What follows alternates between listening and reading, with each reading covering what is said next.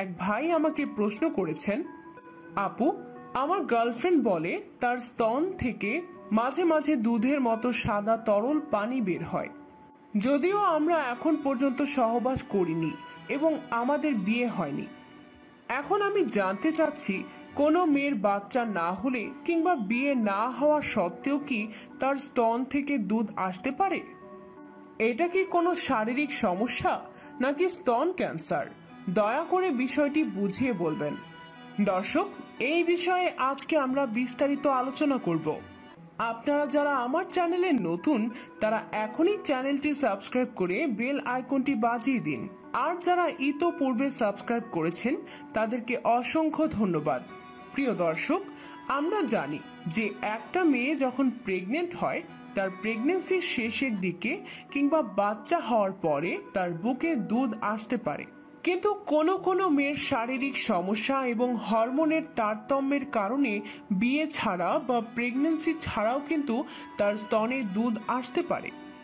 তবে কারো কারো শরীরের হরমোনের ভারসাম্যহীনতা নষ্ট হয়ে গেলে অধিক পরিমাণে প্রোলাক্টিং হরমোন উৎপন্ন হতে দেখা যায়, যার কারণে কিন্তু স্তনে নানা ধরনের সমস্যা দেখা দিতে পারে।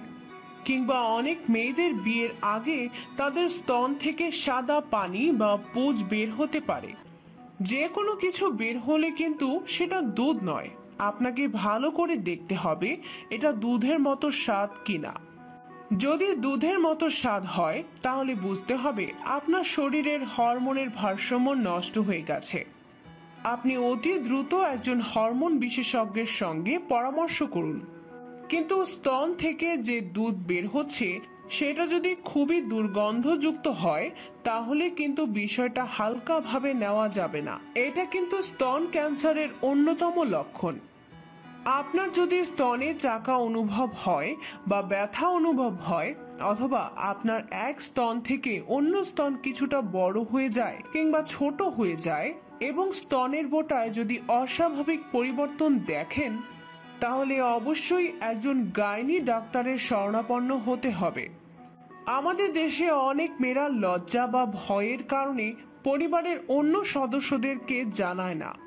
পরবর্তীতে দেখা যায় এটা অনেক ব্যাপক আকার ধারণ করে। এরকম কোনো সমস্যা দেখা দিলে অবশ্যই মেয়েদেরকে তার পরিবারের সদস্যদের সঙ্গে এই বিষয়ে আলোচনা করা উচিত এবং দ্রুত চিকিৎসা গ্রহণ করা দরকার। আশা করি বিষয়টি বুঝতে পেরেছেন। এই বিষয়ে আরো কিছু জানার থাকলে অবশ্যই কমেন্ট করবেন।